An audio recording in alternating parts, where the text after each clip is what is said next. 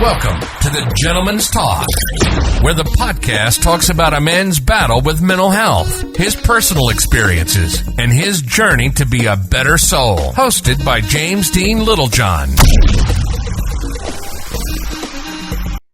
Hi everyone, and welcome to the Gentleman's Talk live. I'm just waiting for the Billster, the banter man himself, to join us.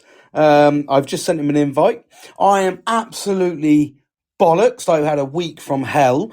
It's been a long week, but do you know what? It's going to give me great stuff to talk about that's possibly relatable to you. So it's just been sort of, oh, hold on. No, he's not doing that. Was just telling me that I was online. So, it's been one of those weeks from hell, really. And I've finally come to the end of it. It's Thursday. And I did need a little bit of a pick-me-up. So the Billster said, do you want to do a poddy? Let's catch up. Because I rung him earlier, keeping in contact, where I talk about nurturing the right people around you. And, I just said, I gave him a call and just said, are you free? He wasn't. So he said, how about a poddy tonight? And I went, you know what? Great. We can talk live. We can talk about everything, get the mental health topic going. And it's doing something I enjoy, which means it's sort of kind of being open, honest, and sort of nurturing that environment. And at the same time, get to chat to one of my good friends. So hopefully he'll join us in a minute. And I hope you've all been okay, actually. I've been reflecting again really heavily. I've been away for 4 days, actually. So I was only meant to go away for 2, ended up going away for 4 days. So I've been away from my family. I've been away from, everything, really. So it's kind of, some people might see that as a bit of a saving grace, that little bit of freedom. But for me, no, I like my comforts now. I'm building my castle, if you like. I'm building my environment, my surrounding, painting, decorating. I'm just making what I deem in my head as the perfect environment for me and my family. So, so for me, I really, oh, here he is. It is the Billster. I'll stop there because I'll talk to you all guys in a minute. But how are you, Billy? All right, mate? Banter Banterman Billy! Hey, dude. Yeah, how are you, mate? I'm hopefully, we had the troubles last time. Yeah. Well, I put a works ticket in. I'll tell you what is really good, actually. Podbean, the people that host me, and it's not, they're not promoting me, they're not paying me in any way, shape, or form. But do you know what? Their customer service is fucking shit hot. I text them saying, like, I've done a live. I said, I'm having loads of problems. It's not recording. They sent me over to the technical department. And within like 24 hours, they were like, yeah, we've rebuilt it, sorted it. Here's the podcast that you thought you'd lost. So I don't know, you listened to my last podcast where I said I'd already done this, but I lost it. Mm-hmm. Well, within 24 hours, they sent me a copy of it. They managed to get the whole copy, which is, I haven't uploaded it obviously because it'll just be doubled up. But it was just really good, really good customer service. So they've sorted out. So hopefully I don't get any issues. But yeah, good. All good. And how are you? Oh, mate, I'm absolutely fantastic. This is a bit ad lib, isn't it? This is a bit off the cuff. A bit ad hoc, mate, isn't it? Yeah. Do you know what? I was just literally saying at the start while I was waiting, because I was like, is he coming on? And I was thinking straight away, do you know what? I've been really, really, really fucking busy this week. And do you know what? I've felt shit because I've not engaged fully with everybody, including yourself. And I was coming home today, finally managed to sort of, relax a little bit away from work. And I realised, shit, so you can get like really sort of consumed by it. But what I did get was when I started talking to everybody, I feel, even though it's like 9 o'clock and I've done some long fucking days, I feel great because I'm like, I've still got that, that sort of spirit. It's great because you talk to people and engage, and it just, you get loads of little sort of dynamic of what you're going through. And I just loved it, man. It makes me smile. That's good, mate. That is good because I got home tonight from work and I was sat there and I was like, oh man, I've had a bit of a long day, and I was like, oh well, we could always let it slip. And I was looking for the whole the out, as we call it. And the thing is, so was I. I was waiting for you to go, oh no, mate, okay, we'll leave it. We can leave it. And you did give an option, but the thing is I when you do this, because I was like, I really couldn't be at the time. I was like, I can't be fucking bothered. I'm so tired. But at the same time, I knew it would perk me up. I knew it'd finish my week on a bit of a high, which is brilliant for the weekend. And then, although I still got work tomorrow, but it's a couple of hours. But at the same time, if I'd have actually sacked you off, I just couldn't be asked with the ribbon that I would have taken for the next couple of days. I was like, I don't want to do this. I'm going to give him a reason to cancel. And then you were like, fuck it, I'm coming on. And even then, I didn't see your notification popped up, and I just sneaked in. And even I was still trying to hide, thinking, what time can I leave this till to say, sorry, mate, I fell asleep. Oh, mate. And then, but then as soon as you said ready, I don't know what it was, mate. I switched into a different place. Yeah. And I literally went, nah, this is fucking brilliant. Because even if it was 15 minutes, mate, it was just like, I know we end up rambling on, but even if it was 15 minutes. Did you say we end up rambling on? Okay, I like to talk. Okay, cool. Thanks, Bob Hoskins. The thing is, if you're a man happy, you can never shut up a happy man. That's a known fact. You can't shut up a happy man. That's why one of the mental health. I'm going to dive into a bit of mental health straight away here. One of the mental health parts to do with men is silence. If a man starts to become silent and isolated, there's something going on there. Normally, he's trying to hide from something. He's fighting fucking battles. So if you get a happy person who talks, and this is why I say when I'm in a social environment and I'm conscious I'm still jibbing on now, I fucking talking, man. I just like bouncing off of like you and, Nelly and fucking Kieran and all the boys. I love it. It's great. It keeps me excited. Isn't there a contradiction there though, mate, of, if we go back through your previous poddies, where you say you were, the life and soul of the party, always jumping about, having a laugh, joking about and stuff like that, but yet it was all an act. Yeah, no, absolutely, mate. Absolutely. I think the thing for me is, I think this is where, mental health can be seen in so many different ways, which is why it's so hard to really detect it until it's probably too late. Is because I've got a really fucking social personality. I always have, which is why when I cancel things, it goes against the very core of me, because I am a social person and I fucking love like doing crazy shit, having a good time.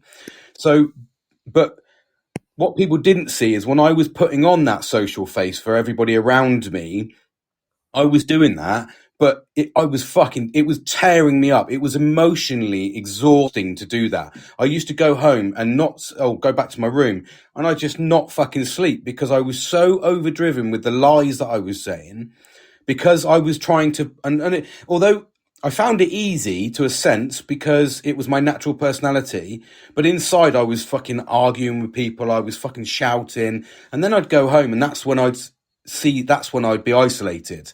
So that's when I'd start going quiet.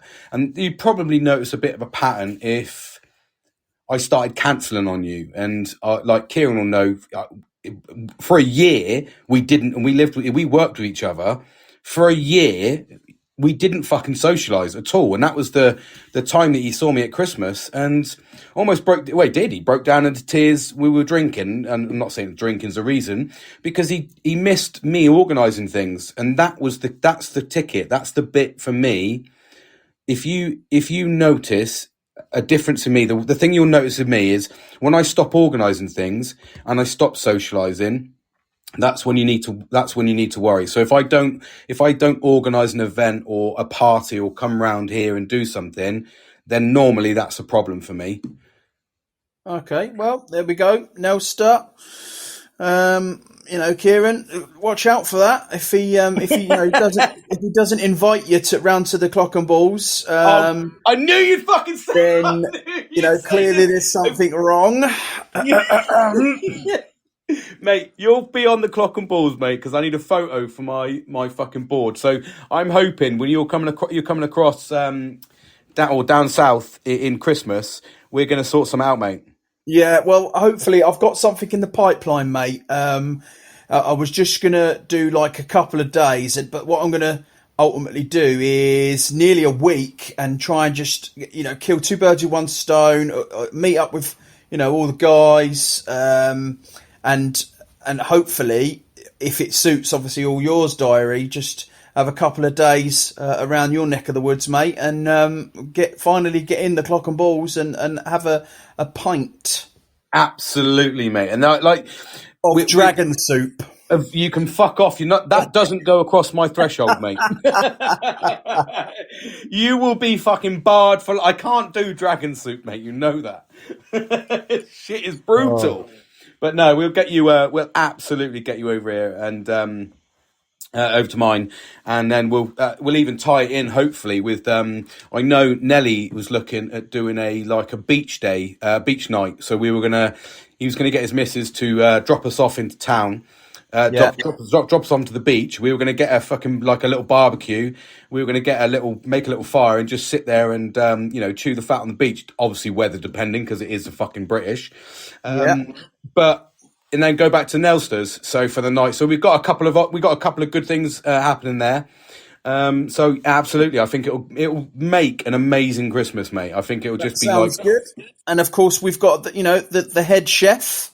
The head chef exactly. Guru Gary, mate. He's a knife ninja now, isn't he? Oh, mate. Well, I did want to comment on the. So I am a bit of an aficionado when it comes to blades. You are, mate. Your fucking healthy food's been beautiful. But go on. And your comment of, well, Damascus steel is the best chef's knives ever available. It made me scream inside a little bit because that is a false statement. Damascus steel is not necessarily a good steel necessarily because Damascus steel is a patterned steel made it's a patterned steel. Yeah, so it's not I mean the Damascus grain, the way that Damascus is made is the best bit. It's not necessarily, like you said, the steel, is it? Yeah, because depending, you can make Damascus out of fucking bits of shitty old offcuts, mate. No dramas. You can make Damascus. You can make a canister Damascus out of fish hooks and that. Do you know what I mean? You're a knife and ninja, mate. I knew you'd say something about this. Yeah. And you can use some really terrible steel, but what you want is a Japanese steel, a nice high carbon steel, something that's going to hold an edge that you can just use your steel just to hone the edge, and keep it sharp and what have you. And sometimes, in fact, not just sometimes, most of the time, a Damascus steel is not ideal for chef knives that are high impact, highly used knives. Damascus isn't the way ahead, although it does look bloody gorgeous. Okay, so what I'm getting from this is I'm a very creative person, so I just like the visual aspect of it, and I think that's where the Damascus steel got to me, because that's a fucking lovely looking knife. I want one of those. Well, I've got one of those knives, and I'm like, it's fucking beautiful, and I've got a proper sandstone with I think it's 800 and 1500 on the block. A whetstone? A whetstone, you mean? Whetstone, sorry, it's a whetstone. Yep. And I fucking love, mate. I had an old. When I went away to fucking Afghan years and years and years ago, my brother gave me a Gerber knife, like a little flick knife, like a flick knife, but it's a proper Gerber one. And he had it, and it was you could see he used it when he joined up, so it was a bit battered, bit bruised on the edge. The edge wasn't very nice.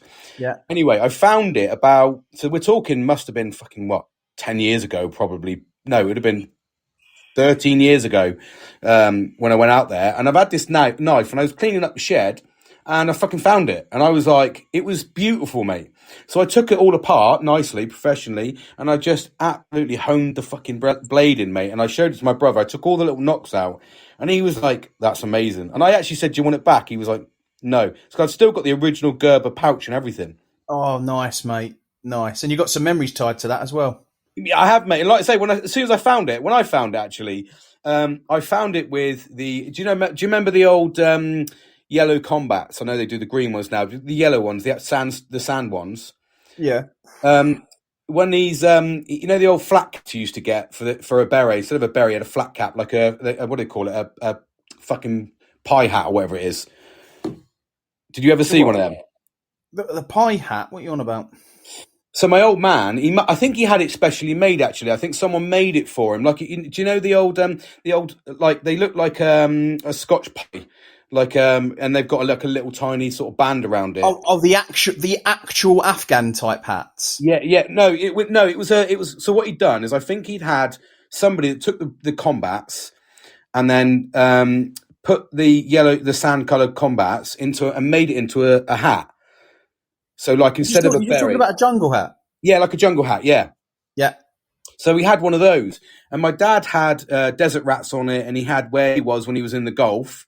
And then my brother had it when he was in Iraq, and then he had it when he had it as an Afghan. He got little memorabilia, sewed them on, and and then they passed it to me, mate. So when I went out there, I went out with this knife brother and this fucking hat, and I found the hat rolled up with the knife inside it in this box that I hadn't seen for 11, 12 years. Oh, nice, mate. Nice. So I pulled it out, mate. I was like, this is fucking incredible. I've still got this hat that has been through 3 wars. Or conflicts, whatever, and had all these patches on it, and I was like, I stuck that in my fucking room with the picture of my dad that I nicked from his office, with him in the desert with holding a fucking jimpy thingy, whatever it is, can't see it, with his desert rat bag in the bottom right. So it's like tied in really nice, made me feel sort of warm inside and fuzzy. Oh, mate, can I ask? Did you add anything to the hat? Yeah, so I added Op Herrick 11 badge on it. So it had Op Herrick 8, no, it had Op Herrick 6, 8, and then I went on 11. So then it had a Gulf War badge and a Desert Rat badge, and it had one of my original dads on the top, had one of my original dads sewn in, lapel rank slide sewn in from when he was in the Falklands, on the Falklands conflict in the Bloody fucking hell, thing. mate. That's got a lot of history, that hat, then. Yeah, mate. And do you know what? It was crazy. I didn't even, this is probably, I don't know, I just didn't think about it really. I rolled it up and it was with a load of my other RAF shit. So I shouldn't say shit, but you know what I mean? But more like the stuff that doesn't really matter. And I pulled it out, mate, and it was there, pristine. It's still even got the Tipex. I think there's a little thing. There's a Tipex with a line through it, like a cross on it. I don't know, that's something my dad did. And I was like, this is fucking family history. This has been through 3 conflicts, and here I have it. You know what I mean? That's quality, mate. You want to frame that up, mate. You want to frame that up with a picture of your old man, picture of your brother when he had it, and then a picture of you, mate, when you had it, and get it all framed with your cat badges and all stuff like that, mate, up the top. That'd look pucker in a box frame. Yeah, definitely, mate. Well, I've got a photo of all 3 of us in desert gear, in the desert, in desert gear. Quality, mate. So Quality. yeah, that's something I should do. I like saying, and I like the creative. I don't know. I just didn't really think about it. And it was only when my brother saw me a couple of weeks ago, and he was like, I showed him it, and he was like, it was pristine, this fucking Gerber knife, and I really wanted to give it to him. And he's like, no, I want you to have it because you had it last in the last conflict, if you like. And I was like, mate, that's fucking brilliant. So I stuck it in the original Gerber pouch that I'd crystal cleaned. It was beautiful, and I'd oiled the blades, fucking the lot, mate. And I was like, yeah, keep an hold of that, mate. Love it. Oh, brilliant, mate. Oh, that's quality. That's a good little story, that. So I tell you what then, well, we said that every time we speak, we're going to have a subject and link it to... Oh, shit, we did. Yeah, we did. Mental health and that. So I'm going to suggest the subject now be about, and this is a subject close to your heart and mine. I know I'm still in the midst of it. Yeah. It is hoarding. And when I say hoarding... Okay. I know what you're saying. I mean, like you and your bloody Adidas trainers. Yeah. It's like me and my fishing kit. That last time I went fishing like 2 years ago. Still got all my kit. Won't get rid of it. Never get rid of it. And I'm starting now to get the bloody same with my scuba diving kit now. I know, mate. I'd already seen it. When I spoke to you about this quite a while ago. I know it probably wouldn't remember it. It was when we first started talking, and you at the time. The reason that we started talking about it is because at the time you were collecting knives. Do you remember? Yeah. So you were like, oh mate, I've got these fucking knives, and you just happened to talk about this, and I was like, why have you got so many? Because I knew from the conversation with you that it was going to relate exactly to what I do.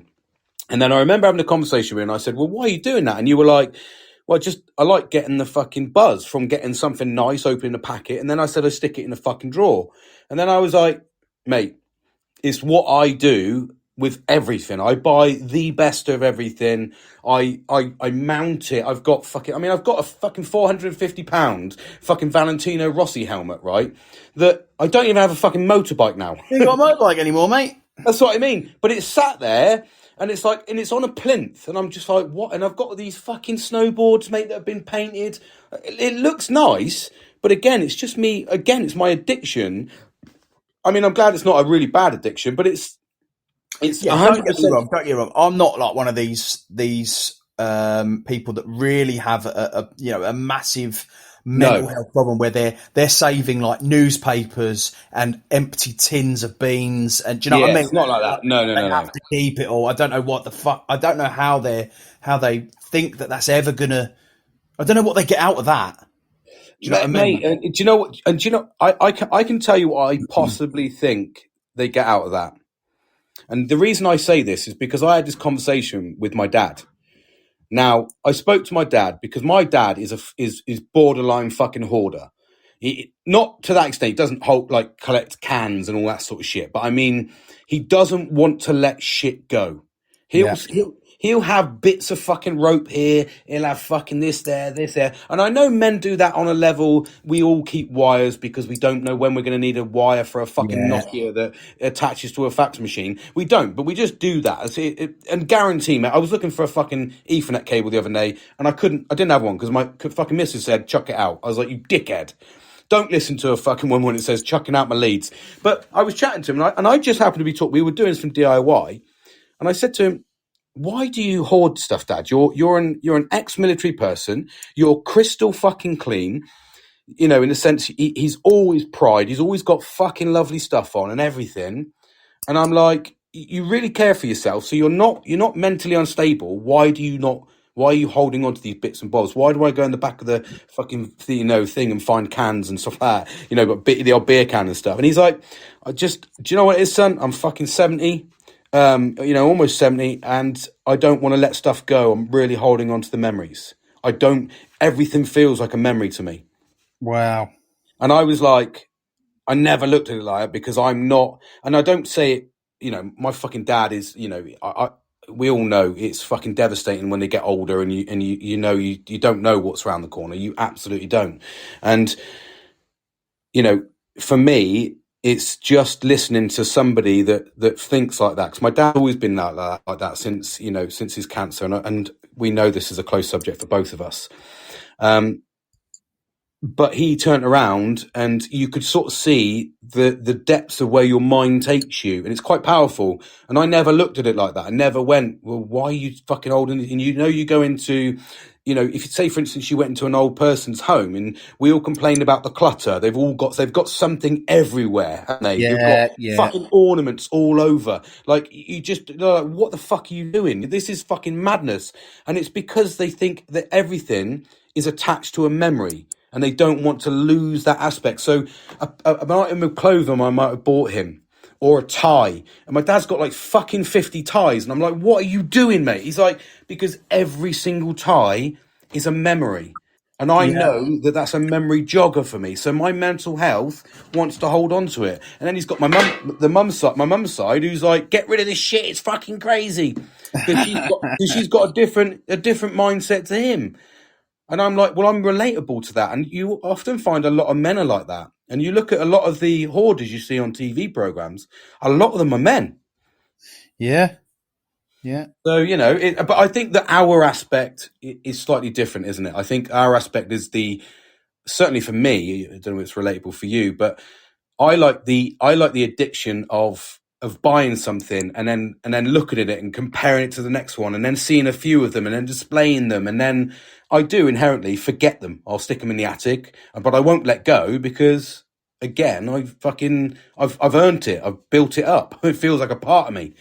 Yeah, man. I mean, so I was literally just thinking there, like when I asked that question, why it was like, so when I was a little kid, we moved around a lot, I mean, a fucking lot. And it seemed to be, I never had stuff for that long.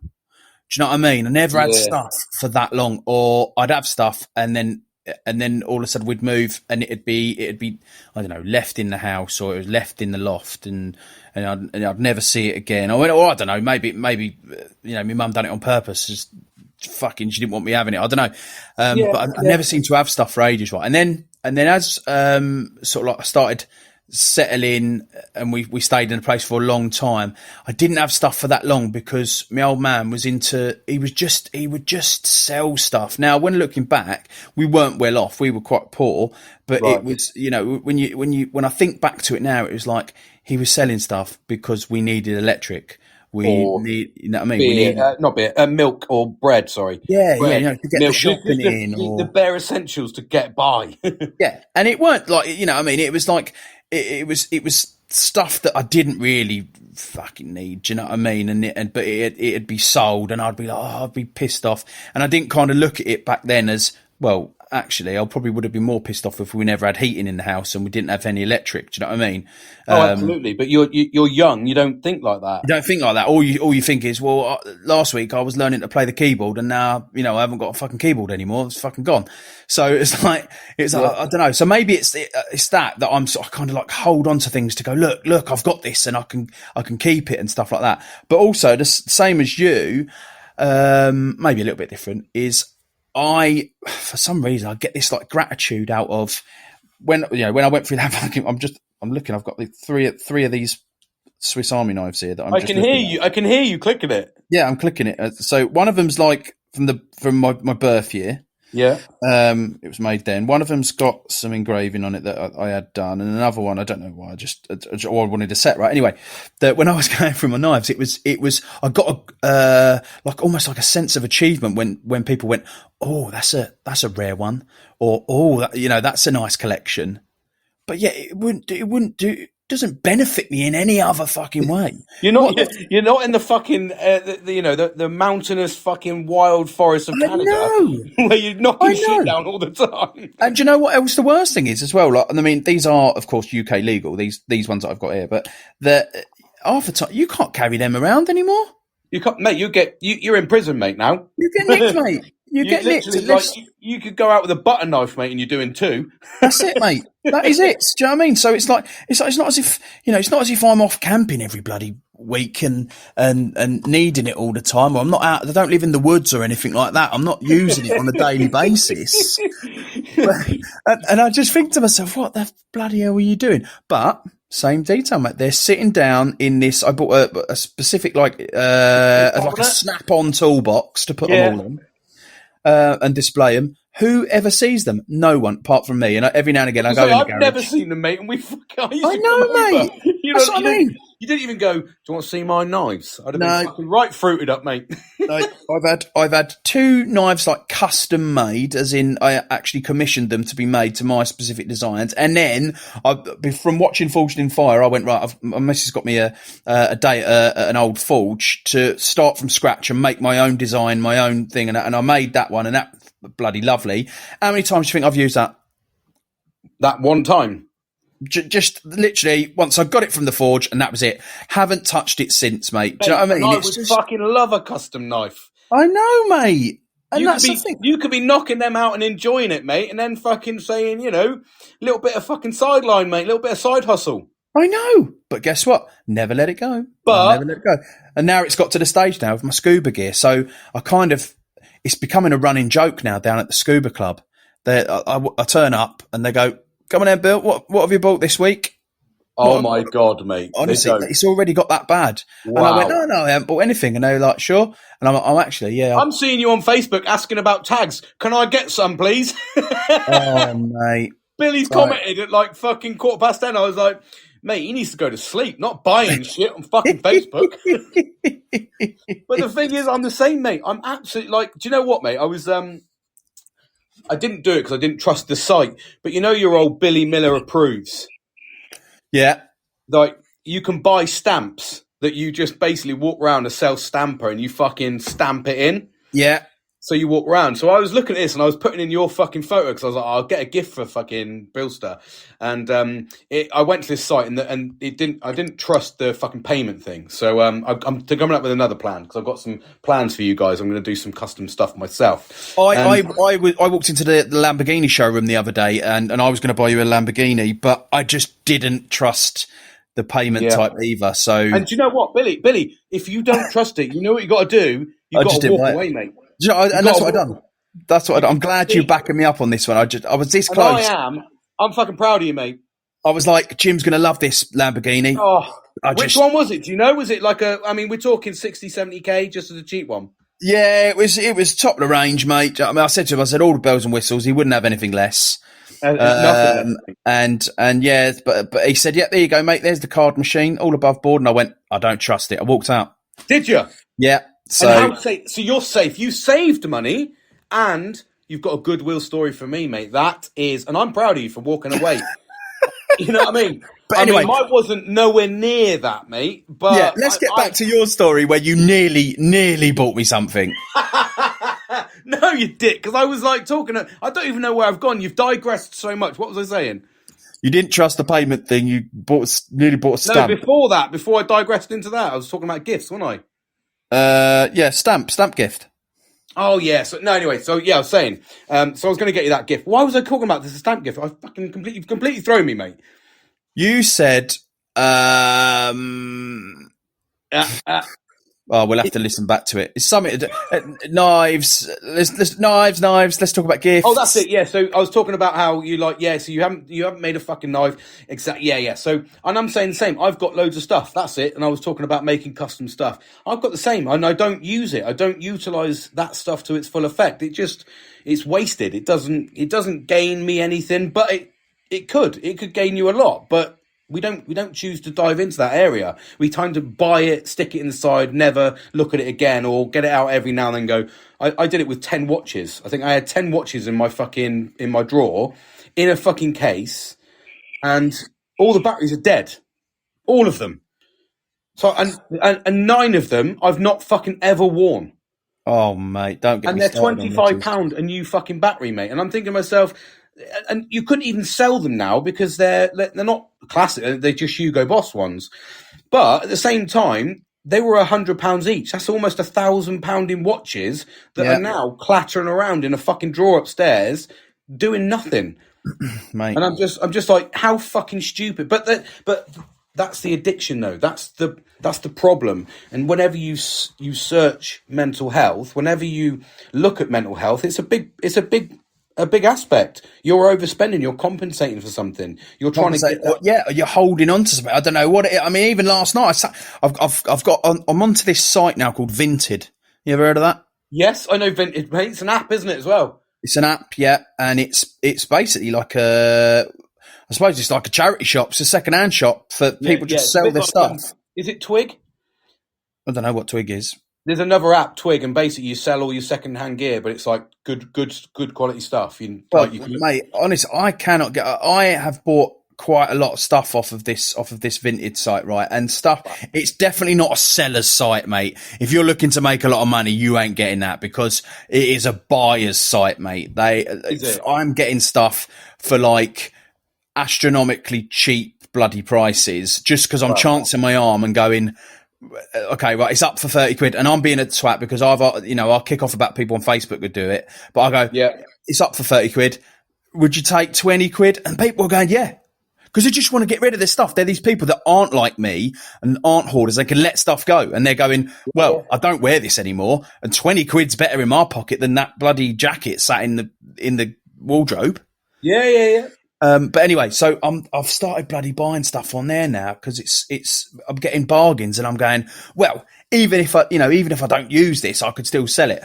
But here's the thing: Saturday last night, and I went, right, I've got 3 jackets that I definitely do not need. I don't need them anymore. Don't need them. I'm going to put them on Vinted, and do you know what? However much I'm going to put them on there for is going to be better money in my pocket than they are them jackets sat there. Well, mate, I got them out. I put them up. I took pictures of them, all that, and then I made the fatal flaw. I tried them on. You didn't try it on. Tried them on in front of the mirror, and I went. And you went, I look fucking dapper. I said, why are you getting rid of this one? This one would be fantastic. And then I pictured myself in a scenario where I'd wear that jacket. And I went, well, this jacket, people are going to go, that is a lovely jacket. And you're going to go, yeah, thanks very much. It is a lovely jacket. Believe it or not, I was going to sell it. And they'll go, oh, no, glad you kept it because you look fantastic in it. And I've done it for every single bloody thing, mate. And I went, well, this jacket, I can roll this one up and stick it in my shooting bag just in case, it starts raining. When it rains, everyone's going to be getting wet. I'll pull this jacket out and everyone will go, wow, you have got a lovely jacket that matches your shooting bag. And you're not getting wet. And I'm going, yeah, fantastic. I'm talking to myself through this bloody scenario. And in the end, mate, I didn't put any jackets on fucking Vinted last night.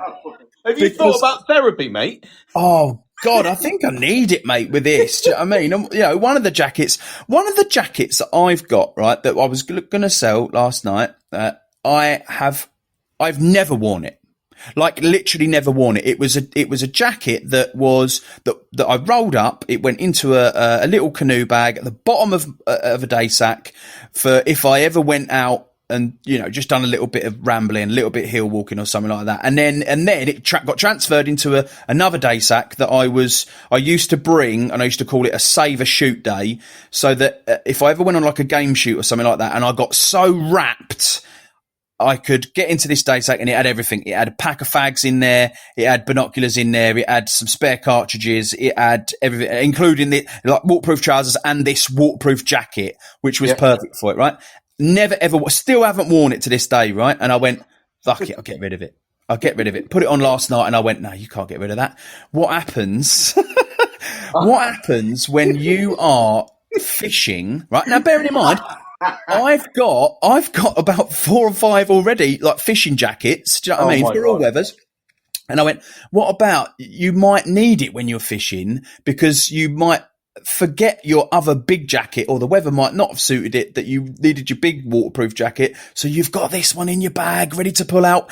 And then yet again, I imagined my mate who I go fishing with going, oh, that's a nice jacket, Bill. That matches your fishing rod. I can't believe you got that. Where'd you get that from? And I'll go, well, actually, mate, believe it or not, I was going to sell this jacket.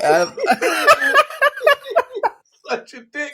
Mate, you take it to a new level. That's amazing. Mate, honestly, I'm just going crazy. And so I didn't sell any of these bloody jackets, mate, in the end. I've got them stored, ready to go for that scenario. And I guarantee you £1 to a pinch of salt, mate, that when that scenario comes round, I won't even have the fucking jacket on me to pull out at the time. It'll still be on the hanger in your fucking wardrobe. Yeah, it'll be in there, mate, hanging up. And the thing is, it's crazy, mate. It's crazy. See, I'm slightly different. I buy shit and then I fucking hide it. And then all of a sudden I open a drawer and I'll be like, what the fuck's that, James? Or about fucking couple of years ago, I pulled the drawer open. I had 10 pairs of glasses and I went, you've been looking at these for fucking 2 years. They're not prescription glasses. They were all nice glasses, a couple of Oakleys and all that sort of stuff. Yeah. But they weren't prescription. I never paid the extra for the prescription. Now, I wear glasses. You need it, mate. You need the prescription. I fucking do. So, but I can't put contacts in, so I bought these fucking glasses, and I had 10 pairs of these fucking glasses. 10's a lucky number for me. And I had these 10 pairs of glasses, never been worn, because whenever I went somewhere, if I put them on, and I was like, yeah, I fucking look cool, I couldn't see shit. Yeah, you wouldn't be able to see you look cool because you can't see shit. Exactly. And I used to wakeboard. So it was I remember I went out and bought these fucking glasses that you can wakeboard in. And I was like, but I can't see the fucking jumps or the turns or what the fuck I'm doing. But I look cool down there with your fucking face planting.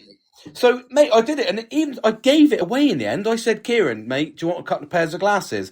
And I said to my brother, here you go, mate. Do you want a fucking... I gave him a pair of fucking Nike Air fucking Max the other week because I was like, dude, I'd never worn them because it was the only pair of trainers that didn't match the other 10 pairs. The other 10 were Adidas. That was the one pair of Nike Air Max that I bought because they were cool a fucking fair few years ago. And they sat in there, mate. And my kids took the piss out of me. They were like, fuck me, they're a bit lively, Dad. And they didn't say fuck me, but because they were orange and white. And I just left them in this fucking drawer, mate. I was like, 80. These are pristine, brand new, mate. Do you want a fucking pair of fucking trainers? Oh, mate.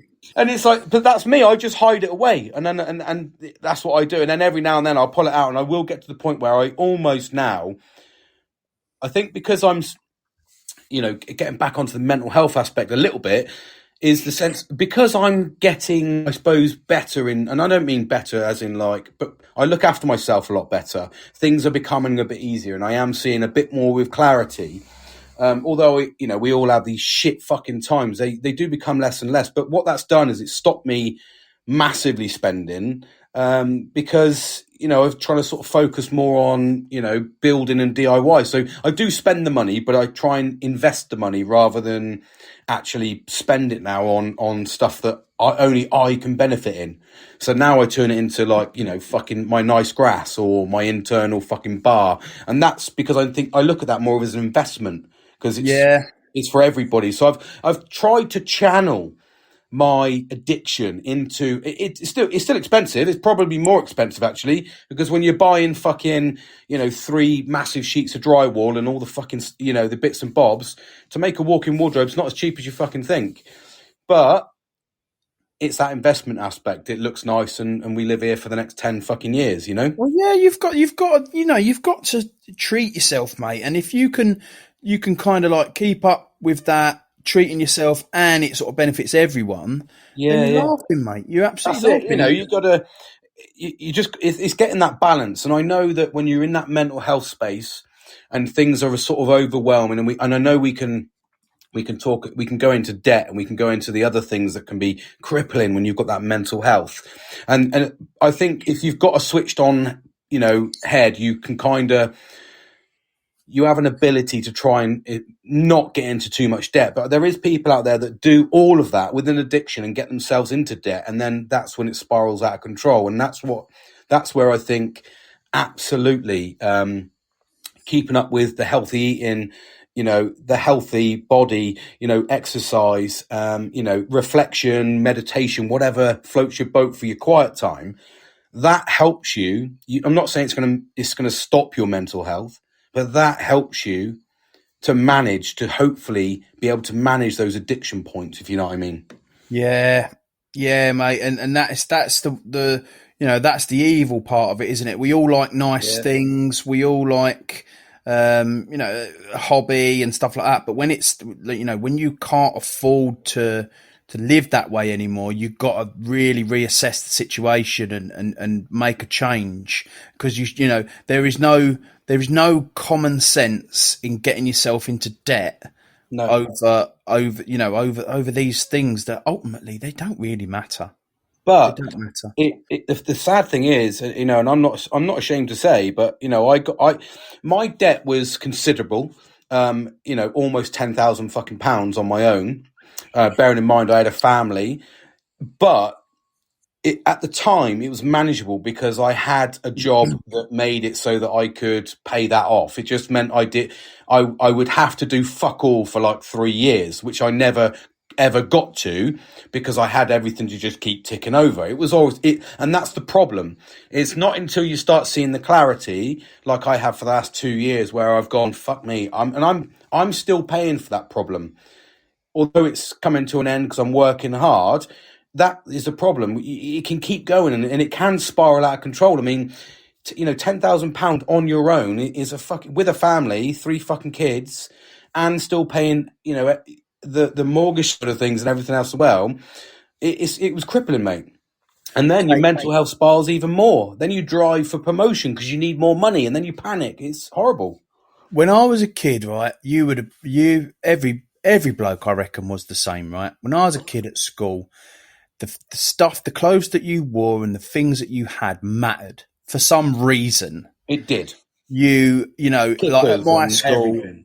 At my school, the things to have: shoes, you had to have kickers. Remember them kickers? Yeah, that's what I said. I used to have kickers, mate. Yeah, kickers or pod, I think was the other ones. Pod was the other one. Yeah. See, the shirts, we had to wear shirt and tie and a blazer and that. And the shirt, it was Ben Sherman was a big thing then.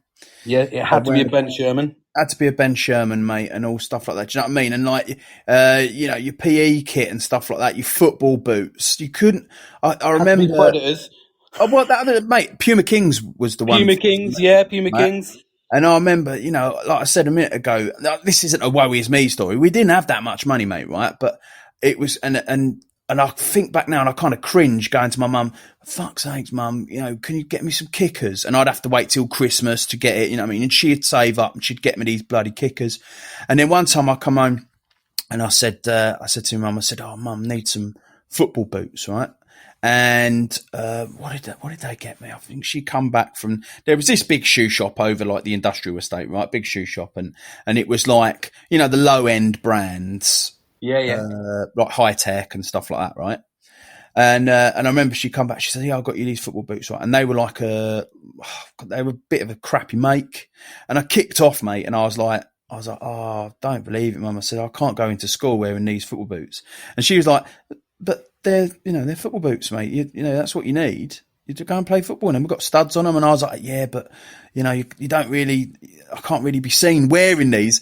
But now, as a grown man who's financially stable and, and can afford some luxuries, right? Yeah. I wouldn't even think fucking twice about going out with no brand clothes, low end stuff. I love a bit of high tech, mate. Love a bit of high tech. You know what I mean? And all this stuff, and it just doesn't matter. And anyone who would, well, I wouldn't say anyone who dare say it to me, but if someone said to me, oh, bloody hell, what, you're wearing you're wearing a high tech jacket, I'll just go, yeah. What's your fucking problem? What's your fucking problem, you knob? What's your fucking problem? Yeah, it's a high tech jacket. So what? What does it do? It does exactly the same as your jacket. Do you know what I mean? And I don't care. And it's like, yeah. And the thing is, I've got these pair of Crocs, mate, but they're not Crocs. They're like Amazon fucking £8 Crocs, right? They look the same. They're little black, grey camo ones. And fucking, I've had them, mate, to the point where they're hanging off. I was walking around fucking Tesco's in them, and my missus was like, what the fuck are you doing? And I was like, I literally give a shit what anyone fucking thinks of me. I don't fucking care. I am comfortable. I look like shit, but I'm comfortable. I don't fucking care. My hair's nice and my beard's nice. They can see I'm not a fucking, I'm not fucking down and out in. I'm not struggling. I want to be comfortable. And they were like, they're not Crocs, mate. They're fucking cheap knockoffs. But I've been fucking kicking around for a year in them. There's a hole in the bottom where I've worn the fucking foam away.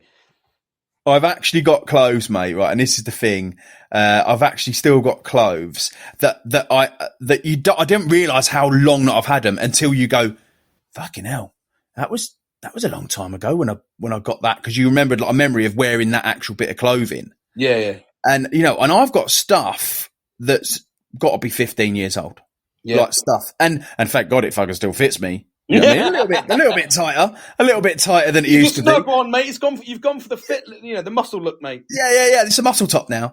But yeah, and I'm going, oh, it still fits, still good. But then you don't realise how long you've had it. And I've got absolutely no interest in, well, until this last maybe 6 months, no interest in buying new clothes. It was my missus would always buy my clothes, right? Yeah. There's a few things that I insist on has to be top quality. For instance, boxer shorts. Yes. They need to be snug round the balls, mate. Good gooch lining. There's only two brands that I buy now, mate. Calvin Klein or Under Armour. Because Under Armour for me, mate. There is a brand I go for. It's online. It's fucking beautiful. I just spent £90 on Under Armour boxers for 6 pairs of Under Armour boxers, mate. The other day. I didn't pay £90 though. I paid £70. Got a little discount code, but I was like £70. But and this is what I'm going to get to. So and I went. But if I know it's expensive, £70 for 6 pairs of fucking boxers. But I looked in my drawer at all my other Under Armours, and I remember buying them 7 years ago. Yeah. And it's only now that the bit where your balls are the gooch lining gone. Yeah, you can see where the two balls have rubbed. The balls fall out. Yeah, and the balls have started to rub through now, and it's like I'm not being funny. 7 years of abuse. Do you know what I mean? It's proper abuse down there, mate. We're not talking about fucking. It's proper abuse. Oh yeah, mate. Oh yeah. And you go and exercise. Do you know what I mean? Of course, we all change them every single day. Of course we do. Of course we. I lived in mine for like a week, mate. I wasn't. They were fucking stinking. There was so much piss on the front, mate. It was like I needed to wring it out. Well, that's it, mate. You know what I mean? You chuck a bit of powder down there, mate, you're good for another day. Do you know what I mean? And they're antimicrobial, so, you're good to go. Well, the thing is as well, I used to stick down Johnson's fucking baby powder down there that we now know is fucking made with asbestos. You know what? Yeah, you're right. There's something in there, isn't there? That's they've been closed down because fucking they've been using this product that's got asbestos that we've been chucking all over our kids, and I've had all chucked over me for years. Yeah, and we're worried about a bit of asbestos in a work environment if we drill into a wall. Yeah, you think? I don't know if it's is it asbestos or is it just it's a bit of a carcinogenic or something? Is it? Well, I don't know. I've heard two. I haven't really looked into it because I know there's a lot of fucking shit going on about it. But they've stopped selling it. It's whatever stock they've got now. But I first heard it was asbestos fibres, like a minor. I mean, we are talking minute. You'd have to fucking. The reality is, you'd have to literally bathe in this shit for fucking days. Yeah, it's the talc, isn't it? It's the talc. Yeah. So now they don't sell the talc. They don't sell talcum powder. They sell baby powder, don't they? Yeah, it's baby powder, and there's a couple of other things that it's like fucking every new generation comes up with some shit about we used to get cancer from eating fucking beef at one stage in my life, mate. So I don't fucking believe some of the shit, but I do also believe that Johnson Johnson a bit dodge, and that there is something in it. But I think it's either carcinogens or which is cancerous, or it's asbestos, which is fucking rips your lungs apart in about 30 years. Yeah, not good stuff. No, and that's what I fucking do. It's a pissing job, so it fucking does my head in. Well, I watched a documentary the other week, and it was about these girls, and they were called like the Radium Girls or something like that. Oh, they're the ones from Chernobyl. No, they were I think it was in America, or it might have even been in the UK. I can't remember right. Anyway, you can see how much I paid attention to it. Oh. But these girls, these women, it was during World War II. I think it was World War II or maybe World War One, and it was painting the luminous tiles. It's in the UK. It's in the UK, isn't it? They used to. Yeah, go on. I know what you're saying. It is. It's the UK, mate. Yeah. They painted the luminous dials on like watches and aircraft instruments and stuff like that. Yeah, for the RAF and everything, for their watches and their dials. Yeah, and they were paid a really good wage, and every woman wanted to be one of these radio girls. Yeah, radio girls or something they were called, right? Because as well, that they actually used to glow. Like they used to say, their skin glows. It was fucking cancer and they look fantastic. Their cheeks were always rosy red and lovely like that, right? And it was only after about 2 or 3 years of them working there and their teeth started falling out and their joints were all absolutely knackered. They were getting radiation poisoning, and literally the little paintbrushes that they used to use to get the nib as fine as they can. You'll know this, being a painter, not that you've mentioned it. They used to give it a little lick. Give it a little lick, mate. You got to give it a lick to straighten it up. You got to give it a lick, mate, to get that point, and then they'd be able to paint these fine details with this bloody radioactive stuff, which they didn't know was radioactive, mate. And everyone was going, "Oh, you want to work in that factory? Look at these beautiful women walking out there. They're radiant women. Look at them. They're beautiful." And then like 2-3 years later, turnover of staff. Oh mate, yeah. Why they only last 2 or 3 years and then they all retire? Oh, they're just earning so much money they don't need to work past that. Okay, why do we never see them again? They've all moved abroad. They're all fucking 6 feet under. Oh mate, absolutely. But back to the truth. It absolutely crippled them, and they didn't realise how bad it was. Same as cigarettes, wasn't it? Smoke these cigarettes for health. Healthy breathing. Breathing as much gasoline and fucking nicotine and bitumen as you can. Now with extra tar. Exactly. Straight from the road surface. It's recycled. So, yeah, there we go. There we go. Look at that. That is a digression from hell, mate. That was a digression from hell, mate. Balls. That was a 20-minute digression, mate. Bloody hell. But there we go. Oh, I'll tell you what, though, I've got a big smile on my face now. I'm laughing. Hey, I'm fucking laughing my ass off. I absolutely fucking love it, mate. I'm beaming from ear to ear. It's brilliant. Well, you sound like you work in the radium plant. I don't suppose you've been licking any paintbrushes lately, have you? Mate, I've worked with fucking carcinogens for 21 years, mate. Oh, mate. I haven't got long life. I haven't got long left, mate. I can tell you that. Oh, well, I tell you what, you've got a great head of hair, mate, for all that, I tell you. I know, mate. I do. I am very, very blessed with good fucking hair, mate. I really am. I do. I was grooming my beard. I've literally I have men coming up to me and fucking saying, "Now, can I just say your beard is delightful." That's what someone said. Down the Blue Oyster? Yeah, down the Blue Oyster, mate. YMCA, Oh, yeah. fuck you guys, mate. Yeah. To be honest, mate, I'd probably take it's less hassle than being with women, mate. But I watched a comedy thing the other day, right? And it was a short clip on Facebook, but it was obviously from TikTok or something. I don't do the TikTok thing, you know that. Yeah. But it was this comedian, and he said, if you're ever in a bar, have a look around, right? And if you know your demographic of your people, he said, have a look at the 40-year-old guy that's married, right? You look at his face. He's not the happiest. The guy sat there with a pint. Just drinking. He's content, probably. Couple of kids, content. He's drinking his pint. His missus up there. He said, then have a look at the 40-year-old lesbian woman. Same deal. She's content, mate, but she's 40 now. She's 40-odd. She knows that, she ain't going to be out partying hard with these young, lovely girls. She's just got to look forward to, 40, 50, getting older and things start going south and that. He said, but then look at the 40-year-old gay guy. He is the happiest motherfucker you've ever seen in your life. He's happy. He's chirpy. Do you know what I mean? And I was fucking in stitches, mate, laughing. I was going, it's true. It's true. You see these guys, they're happy, mate. There's something definitely right.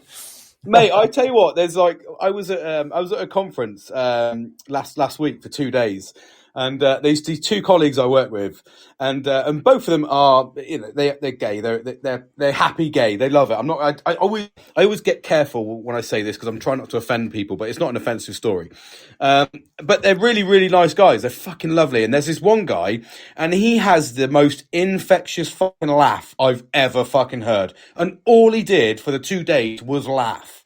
And he came in on the first day with this fucking headband in with a giant bow, and so did his other mate, so does the other colleague, and they had different colours. And the other guy is the fucking nicest guy. Every time you walk in, he's like, "All right, mate, how are you, buddy?" And I'm like, "Yeah." And he's like, he comes out with like really fucking good whips, and I'm just like, "Mate, I think we're doing something fucking wrong here." Because I'm not as fucking happy as this guy. He's happy. Something's pissing me off. Yeah. So it pisses me off every day, mate. Every fucking day. Yeah. Oh, mate, what a digression anyway. That was a digression. We love it. What were we talking about before we got onto that? I can't fucking remember. We digress so much, mate. We were talking about... No, I can't fucking remember. I can't remember. Well, I think maybe on that note then. Yeah, absolutely, mate. Well... Before we get to that awkward silence quiet, where we're both just going, okay. Yeah, see you later, mate. But, yeah. No, thanks, mate. You've really fucking proper made my week. This has been incredible, mate. I'm fucking smiling from ear to ear. And just to say, to everyone listening, thank you for listening. I'll let Billy talk in a minute, so I'm not going to talk over him. But yeah, just remember, everybody, to reach out, talk, make sure that you're open and honest.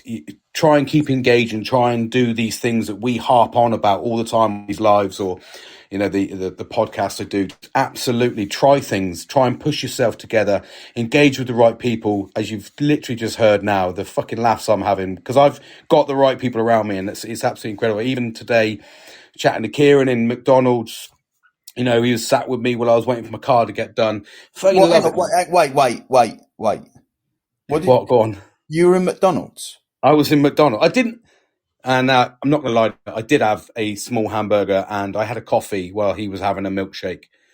What are you doing? I can't believe you're teasing me like this. Sorry, mate. The problem is, mate, I've had 2 days away where my company allows me £25 for a meal. Oh.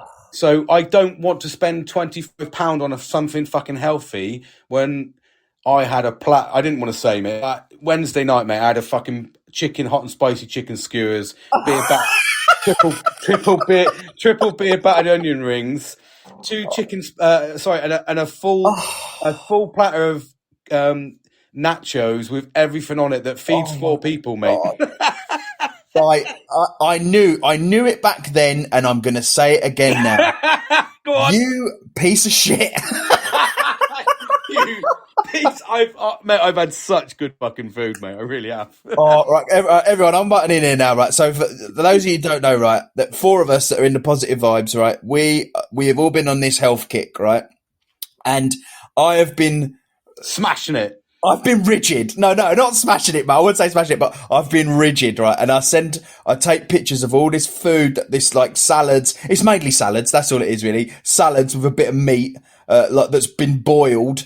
Yeah, I mean, and vegetables, just lots of veg and stuff like that. And I've been taking pictures and sent to the guys. Hey guys, another healthy day. I'm gonna have a pint of water. And now I get this bullshit coming over saying, by the way, me and not just you and Kieran K-Dog were sat in McDonald's down on delicious burgers. He had a fucking big thick banana milkshake. Oh my God. He even said to me, I said, do you want a large or a medium? He went, I better not put on too much weight, mate. I'll have a medium. I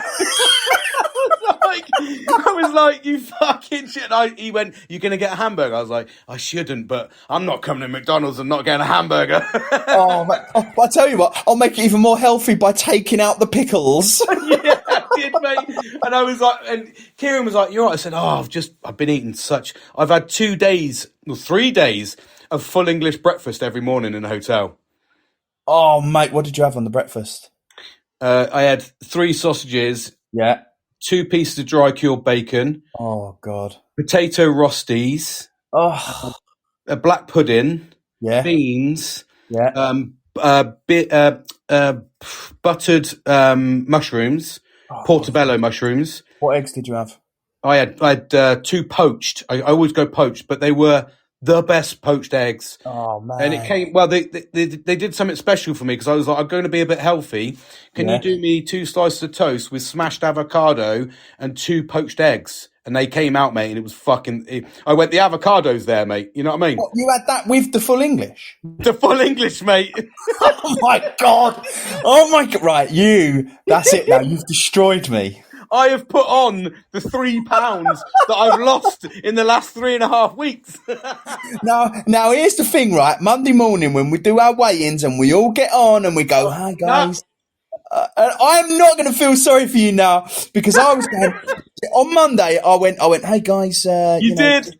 Just to let you know, I've lost a little bit of weight this week. How's everyone else doing? And then you and K-Dog coming on. Nelster's coming on. Oh, I haven't done really too well this week. Put on a little bit. Blah, blah. Yeah. Now I know why. You're all munching down on Wimp burgers.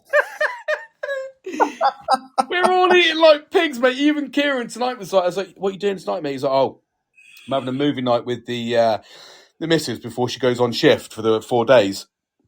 And I was like, cool. I said, what are you doing? He's like, I'm going to be fucking bad, man. I'm going to have a big bag of crisps and that.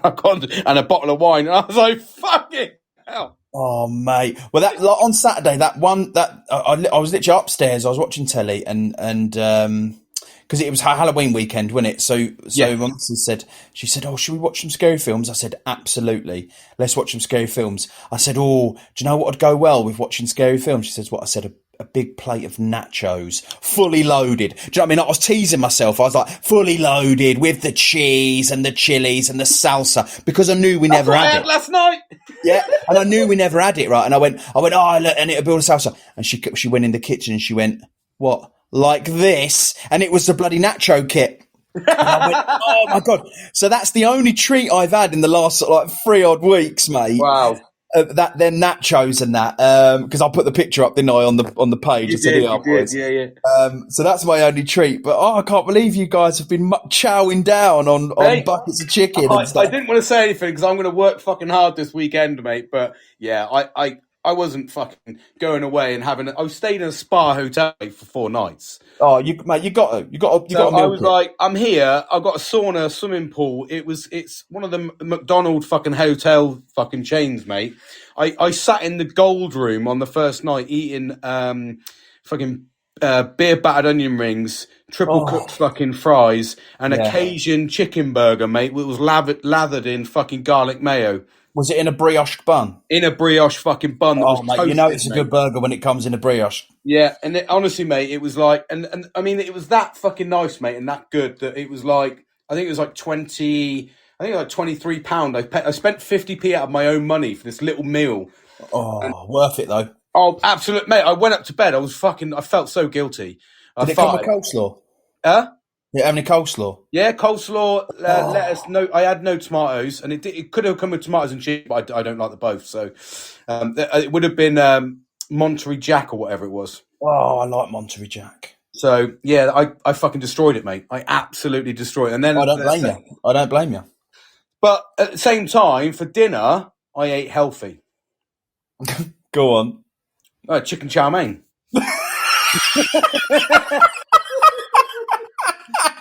It's got noodles in it and shit. Oh my god! And protein, chicken protein. Obviously, the chicken's protein, mate, and it's cooked in something nice, I think. Yeah, a wok. A wok? It's cooked in a wok, so it's oil free. If it's done in a wok, you know it's good, mate. It's healthy. No, it's good. That's what I have normally on Fridays. It comes from a wok. It's a Chinese. Oh my god! Well, I'm being honest with you, right? What I said last night on the group, I am deadly serious, right? At Christmas, so I'm staying the course, mate. I'm staying the course till Christmas, right? Good. See how I can get on. And at Christmas, I'm going to go down the chippy and the pizza up. So I'm going to order the biggest portion of chips that they do, salt and vinegar, everything on them, right? Yep. And I'm going to dip them chips in mayonnaise. Yep. Full Fat Helmer's mayonnaise, but on the side, I'm going to order a extra large Super Supreme stuffed crust from Pizza Hut. Nice. And eat that as well, mate. And is that what's getting you through? Yeah, that's I can't stop thinking about it now. And even to the stage, so adding a portion of chicken wings on the side, buffalo, of course. Yeah. And go on. And a portion of kebab meat. Oh yes. And I think it's gonna take me about 2 days to finish it, but I will finish it, mate. Oh mate, and do you know what? Have you been to Germany? Yeah. You've tried frite sauce? Yes, the frite sauce. It's like a really rich mayonnaise. Like the calories is insane. Yeah. Well, my mum and dad's just come back from what do they call it? The when they go over to watch the poppies. There's an event in Belgium. Not Normandy. I can't remember. He did say he went. It's just happened. It's like they have an event every fucking year. I can't remember what it's called. Eeps, is it that Eeps? Eeps, that's it. Eeps. Well, he's just come back from Eeps and Yeeps. It's spelt Eeps, but it's spelt with a Y. Ypres, isn't it? Ypres. Yeah, Ypres. Yeah. Well, he came back and he was like, he's given me this fucking extra large, like massive bottle of frite sauce. I think that's the smallest bottle they do as well. Yeah, and so I fucking took it in, and I've been looking at the calorie content, and then do you know what, mate? I was like, I can't fucking do this. And I put a little bit on a plate, mate, the other day, and I was like, fuck me, this is amazing. The next thing I know, mate, I banged through 10 chicken nuggets, mate. Yeah. I was in Cyprus, mate, one time, and I saw this woman eating. It was the first time I'd ever seen a woman eating chips with mayonnaise, and I looked over and I went, oh my God, that just looks awful. And she went, try one. And I went, all right. You know what I mean? Because she was quite hot. This was years ago. This was years ago anyway. And I went, all right. And I tried it. And it was that same sauce, mate. It was that bloody saucy sauce or whatever it's called. The mayo. And it weren't like Hellman's. I mean, you could put Hellman's in one of them squeezy bottles, mate. It'd just be a load of crap come out like jelly. It was that fruit sauce, mate. And I remember just sitting there going, oh my God, this is unbelievable. Same as that. Have you ever had in Germany that currywurst? Oh, mate, I've got currywurst as well. Yeah, I was going to say, I bet your old man brought you a bottle of that back as well. His fucking currywurst is the best. Yeah. Get that. Get currywurst on a bratwurst and you're fucking done, mate. Yeah. Oh, mate. Anyway, that's my Christmas goal. I was sorry to interrupt you. I was so distraught when you said McDonald's. And it's escalated. It's like I'm thinking of the Ron Burgundy little meme where he goes, "Well, that escalated." Because it's literally gone from a hamburger to you've been kicking the arse out of it for a week, you fat bastard. Yeah. See how this unravelled, mate? I Yeah. literally found the smallest thread there, You tugged did. on it, and You the did. whole garment fell apart, mate. Literally, this started off with me saying goodbye, and we've carried on for 10 minutes fucking getting me in shit. Now you're telling me about Hungry Horse fucking onion stacks. Yeah, literally nacho fucking fully loaded nachos, mate. Oh, mate. Fuck's sakes. Right. I'm going to fucking go and get something to eat, mate. Well, I bet you're feeling hungry after all that McDonald's you were tracking it's down. all this exercise of talking to you. I want to say to the listeners before we knock it on the head, I just want to say, listen, if you are, again, this is all about mental health and getting people, getting us guys to talk. And, if you want to talk to us, just drop a message on these platforms. We can get you involved. Anytime. If you want us to speak about a specific subject, there's something just bothering you, you're wondering if, is anyone else going through that stuff? I mean, look, we just mentioned one thing and it turns out both of us, it happens to us, or, that bloody hoarding stuff or anything we speak about, it's like a normal thing. So if you've got something that you want us to talk about, to discuss, I'm more than happy to do it. Jimbo, are you? Absolutely, mate. Yeah, I fully support that sentiment there, mate. Absolutely. I think it's great to get people involved. I've just by this display here, I mean, I need to explain to people that, we're fucking miles apart. We're just fucking really good mates. We absolutely keep in contact. But the big thing that draws us all and our little group, this little positive vibes, it's all about being open and honest. And basically, like I always say on podcasts all the time, problem shared is a problem halved. And it's like really important to reach out, even if you want to just jump in the call and sit and listen, but feel like you're being part of it until you bring yourself out. We're here to just show you can talk and be open and have laughs in life without stressing out about the stupid shit. Yeah, I mean, and we all have our up days, our good days, and sometimes we do have our bad days where we're just sad sometimes, aren't we? We're just miserable sometimes. Yeah, and I think, but that we all four of us, especially, we bounce off each other, we talk, and to get other men's perspectives on stuff when you go, oh, you know what, I just want to say I'm feeling this way today, and then you get another bloke go, oh, hey, listen, mate, I felt like that last week, and this is what I've done about it. It just really helps, and this is the whole thing. But men, you've got to bloody talk. You've got to talk, mate. It's like my brother. Fucking, I know I'm going to digress a little bit, but my brother, literally earlier on, I hadn't spoke to him for like 2 fucking weeks, and we don't talk always, but we do have a little bit of a little bit of dialect going. Well, he said to me today, we had a good hour's conversation, and he went, "Yeah, I thought you were coming over Saturday to see Dad and that," and I was like, "No, I wanted you to see Dad," and he went, "Yeah, me and Dad were talking. We've noticed you've been." A little bit quiet the last couple of weeks, and we were just sort of kind of worried. And I went, oh, right, so that was Saturday, and we're now on Thursday. And I said to him, if you think there's something wrong, then fucking reach out to me. Do you know what I mean? Yeah. If you think something's wrong, reach out to me. You knew I was quiet because I've been quiet, admittedly. I've got a lot of shit going on in my head, but I talk about that, and I'm open about that. And I said, well, if you thought that, then why the fuck didn't you just reach out to me and say, dude, are you all right? That's what we're trying to nurture here. And that's my fucking family. I'm not saying we're, disparate in any way. We're not, we would do that. And if we were having a pint or talking to each other, we would open up. We're not shy like that. But that inherently is how men think. Men seem to think, oh, he's gone quiet. Or, yeah, that person's a little bit out of the normal. Yeah, he'd be all right. He'd snap out of it. It's not about that. I wouldn't want to bother him. Him. He looks like he's having a bit of a stressful time. Well, maybe he fucking is. Go up and say, dude, and if he snaps at you, all right, we know. Try and dive a little bit. Sometimes you've got to get through those barriers to actually open up. But by engaging, if they'd have asked me, I'd have felt a lot fucking safer, a lot happier if they'd have engaged like that. And that's where I always nurture that. We all know each other's personalities in this little group. We know when someone doesn't talk as much, and we reach out, draw them back in privately, and I think that's the way it should be.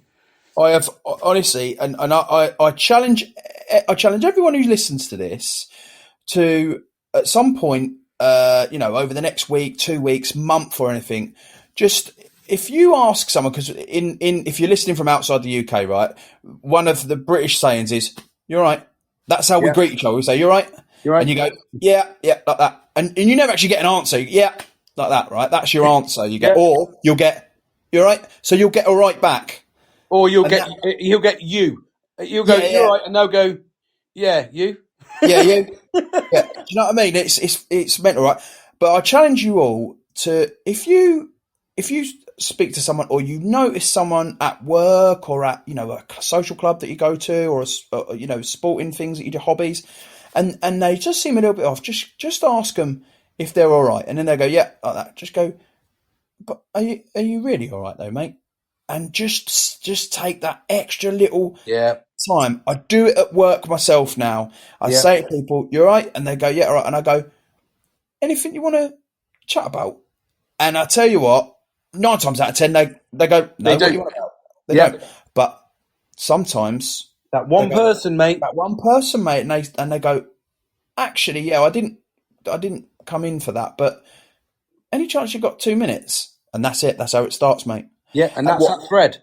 That's the thread. You pulled the thread, and people will open up because they're like, "Oh, this is weird. Someone actually gives a fuck." Yeah, absolutely, mate. And that's the whole nurturing it, getting us out and about. It's not trying to fluff it up. It's just doing what we should do as human beings, pulling us out of this whole isolation that's been absolutely reinforced during the pandemic. And I think that's what we need to get out and just pull it in. I know I've been at work this week and actually around people, and I've felt fucking amazing. And you do. I've asked that question even to a colleague. I said, "All right, mate," and he's like, "Yeah." And we went in out, and I said exactly the same. I said, "Everything all right though, genuine?" And he's like, yeah, not bad, mate. A bit fucking tired, and all this sort of, raising the fucking baby. And but it wasn't a moan. He genuinely was all right, but he just wanted that extra little bit of due diligence, that extra bit of conversation. Not just. And I bet you turned around and said to him, "Oh, well, I'll tell you what. If you feel a little bit tired, I've been having this. What have you been having? That tiger mushroom, or what it's called?" "Oh, I've been having lion's mane. It's fucking lion's brilliant." Mane, that's it. "Hey, mate, listen, you want to try a bit of this lion's mane? It's lovely drink or whatever the fuck it is." And he might go, "Oh yeah, I'll look into it, mate. Thanks a lot." Yeah, exactly. And that's what you nurture. That's where you go, "Oh, I'll give a bit of," and it's absolutely helped me sleep. And it's helped me pull a bit of my fucking memory back, actually. I've been taking it for about 2 months now. Yeah. And it's just, all it is just a lion's mane mushroom. It's an additive for your tea. And all it does is make your cup of tea a little bit earthy, but you only have one small tablespoon a day. And what it does is it fucking gets the neurons in your fucking brain. And have a look at it, mate. Lion's mane mushroom, and have a look at the benefits. It's absolutely incredible. And for me, I need to start taking my vitamins again, mate. Do you know what I started? I started 2 months ago. I had to, mate. When I got that bad cold and the missus had acute laryngitis, I was like, I need to start. I've stopped taking ZMA. I've stopped taking, and all these things I was taking them religiously.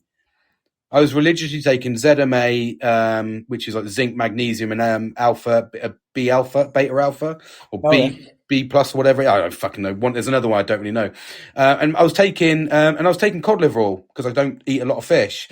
So I was taking these daily, and my vitamin C and my vitamin D.